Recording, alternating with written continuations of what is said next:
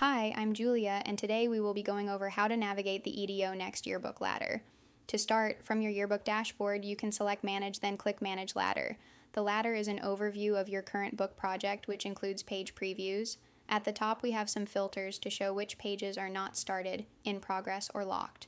We also have some features like page numbering. This will automatically add numbers to your book PDF with various styles of your choosing. Next is Preview Book, which will allow you to flip through each page preview, as well as request downloadable PDFs sent to your email address. Move Pages will let you click and drag spreads and reorganize your layout. Share will allow you to send a preview of your page to your peers for review. Lastly, Print will let you print a packet of each page in your book without needing to download a PDF. Now, if we scroll down, we can see the preview of our cover on the right-hand side. On the left, we can see the cover dimensions and who it is currently assigned to the page. If no one is assigned to the page, then anyone with editor privileges can edit the design. Because of this, we usually suggest you assign the cover to someone specific or to the yearbook advisor. If you keep scrolling down, you'll see that each page has the same setup.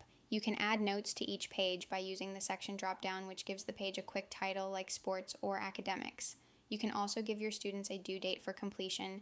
You can also assign the pages to 2 people and type in any extra notes at the bottom in the notes section. Just remember that only one person can work on a spread at the same time, so be sure to divvy out the work equally.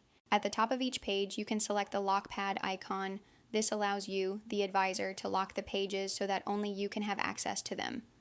There are also options here to mark the page as approved or hide the page. Thank you for joining me for this tutorial, and happy yearbook building.